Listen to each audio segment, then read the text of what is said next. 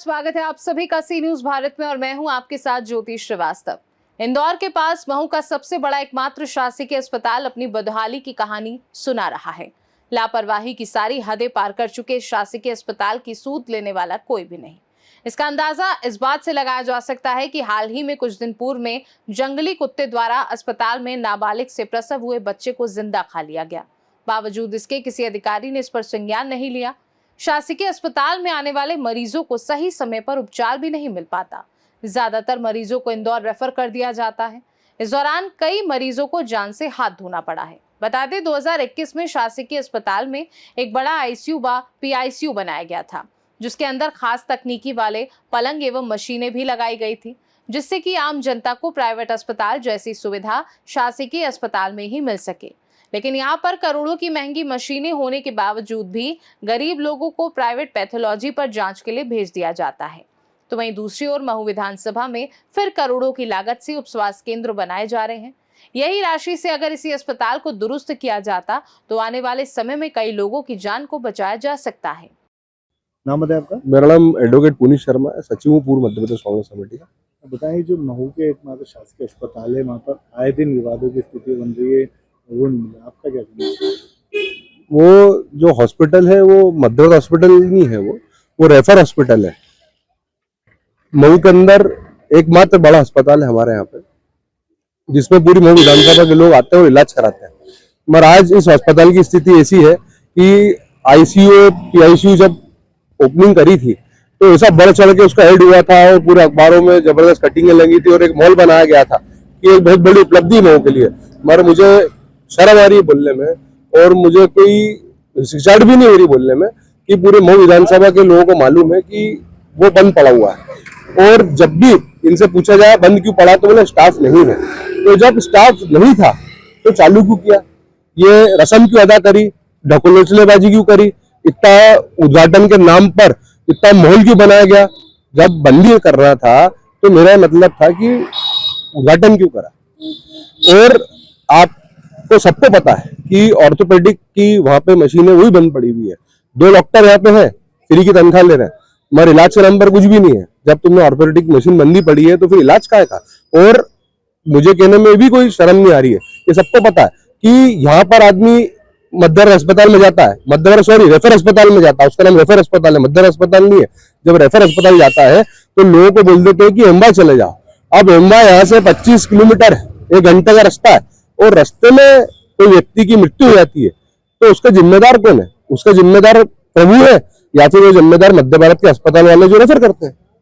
इसमें कई बार देखा गया है कि जो 4 साल से बंद पड़ा है आईसीयू और सुविधा के अभाव में कई लोगों को जब रेफर किया जाए तो कई लोगों की मौतें हो चुकी हैं। अगर इसके आंकड़े निकाले जाएंगे तो उन्हें छुपाने वाले आंकड़े हैं। साहब एक्चुअली क्या है कि मुझे ऐसा लगता है और बोलने में कोई शर्म भी नहीं है कि ये बहुत बड़ा माफिया राज चल रहा है। ये जो मेडिसिन को लेकर, मध्य भारत अस्पताल को लेकर, ये सारी मशीनें मुझे तो इसलिए लगता है बंद कर रखी है कि निजीकरण को बढ़ावा दे सके। मध्य प्रदेश की सरकार निजीकरण को बढ़ावा देना चाहती है, इसलिए मशीन बंद पड़ी है।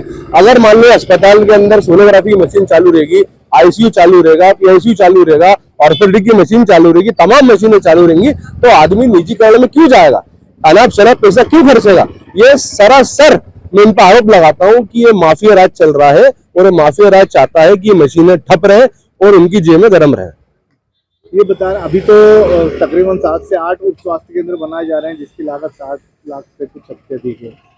अब ये जो आप बता रहे स्वास्थ्य केंद्र बनाया जा रहा है, ये भी एक नौटंकी होगी और बहुत बड़ा उद्घाटन का सेमिनार लगेगा और उसके बाद बोलेंगे कि हमारे पास तो स्टाफ ही नहीं है। कांग्रेस के एक नेता ने खुलकर कहा है कि महू का ये अस्पताल सिर्फ रेफर अस्पताल है। यहाँ पर गरीबों की जान से खिलवाड़ किया जा रहा है। करोड़ों की महंगी मशीनें लाकर धूल खाने के लिए अस्पताल में पटक दी गई और निजीकरण को बढ़ावा देने के लिए ही इस अस्पताल की महंगी मशीनें पिछले कई वर्षों से बंद पड़ी हैं।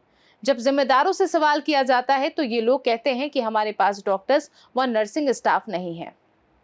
इस पूरे मामले में जब अस्पताल के प्रभारी एचआर वर्मा से बात की गई तो उन्होंने कहा कि आईसीयू की शुरुआत करने के लिए हमारे पास डॉक्टर्स व नर्सिंग स्टाफ नहीं है, जिसके लिए हमने उच्च अधिकारियों से मांग भी की है।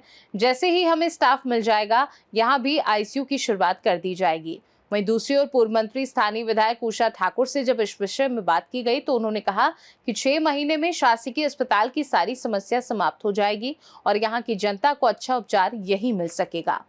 देखा गया है कि आईसीपीआईसी की मशीनें तो हैं, लेकिन उपचार नहीं किया जा रहा है, इन मशीनों पे धूल लगी हुई है। क्या कहेंगे सर इस विषय अ, हमारे पास में अभी नंबर ऑफ जो स्टाफ जो है उतना सफिशिएंट नहीं है, जिसके लिए हमने डिमांड की हुई है और उसी के कारण ये अभी तक हमारा आईसीयू और पीआईसीयू चालू नहीं हो पाया है। तो ऐसा नहीं लगता कि इतने 4 वर्ष हो चुके हैं लगभग आईसीपीआईसी को लेके और मांग करने के बावजूद भी उच्च स्तर पे ध्यान आकर्षित नहीं किया जा रहा है इस चीज में? अब ये इसके विषय में तो मैं कुछ बोल नहीं पाऊँगा। मैं बस ये है कि और रिमाइंडर एक जो है एक अनुरोध पत्र हम और लिख सकते हैं डिमांड के लिए कि हमें इतने डॉक्टर और चाहिए, ठीक है।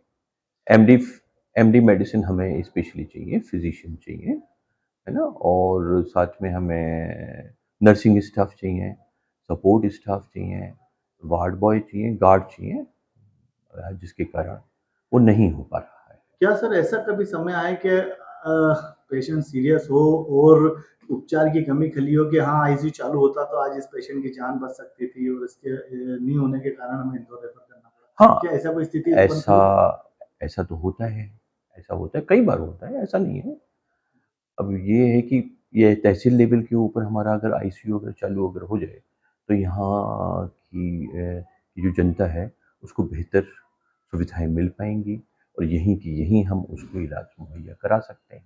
सर क्या लगता है कि जो प्राइवेटाइजेशन है अस्पताल और पैथोलॉजी वाले, उनका किसी प्रकार का दबाव है जिसके कारण यहाँ पर 4 वर्ष होने के बावजूद भी स्टार्ट नहीं किया जा रहा है? नहीं, इन लोगों का तो राजनीतिक खैर दबाव इस पर नहीं अपने ऐसा बल पे? नहीं ऐसा नहीं है, ये कहना गलत है। ऐसा नहीं हम बोलेंगे, ये बस यही है कि गवर्नमेंट सिस्टम के अंदर हमारा अवेलेबिलिटी ऑफ स्टाफ कितना रहता है, ये उच्चाधिकारियों के द्वारा ही किया जाना संभव है। क्या लग रहा है सर, क्या जनता को उम्मीद है कि कुछ जल्दी आईसीपीआईसी स्टार्ट हो पाएगा? अब ये आपने जो है ये एक न्यूज़ डाली है, हो सकता है इसके कारण जो है उसमें कुछ हमें फ़ायदा हो जाएगा महू वालों को, है ना? हो सकता है अभी, है ना? अभी ये न्यूज़ जो है आपके चैनल के माध्यम से जो है ये जो दी जा रही है, तो इससे मुझे लगता है कि हो सकता है शायद हमारे पास में स्टाफ आ जाए सफिशिएंट नंबर में, तो फिर हमारा आईसीयू और पीआईसीयू चालू हो जाए, सोनोग्राफी भी हमारी चालू हो जाएगी, है ना? Okay. Doctor Hansraj Verma, civil hospital Mhow. नमस्कार। का जनपद भवन स्वीकृत हुआ है। हम ग्रामीण पंचायत मंत्री बड़े भाई प्रहलाद जी पटेल साहब को, डॉक्टर मोहन यादव जी को हम बहुत बहुत धन्यवाद देना चाहते हैं कि ये जनपद का जो भवन है ये विकास की एक नई परंपरा भी कायम कर रहा है और हर विभाग के लिए उसमें पृथक कैबिन है, जनप्रतिनिधियों के लिए स्थान है और मुझे लगता है कि ये बहुत बड़ी उपलब्धि महू के सब भाई बहनों को समझ महू विधानसभा में 7 केंद्र भी बनाए जा रहे हैं स्वास्थ्य केंद्र के, जो कई जगह पे अलग अलग है। 11 केंद्र, कितने में? 11 उप स्वास्थ्य केंद्र, प्राथमिक स्वास्थ्य केंद्र।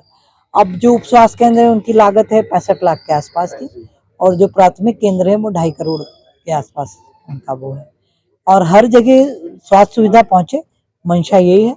माननीय मोदी जी का जो सपना है कि आयुष्मान के माध्यम से उन्होंने अभूतपूर्व सेवा स्वास्थ्य के क्षेत्र में दी है और किसी भी ग्रामीण को बहुत दूर तक प्राथमिक चिकित्साओं के लिए भटकना ना पड़े, इसीलिए उप स्वास्थ्य केंद्र।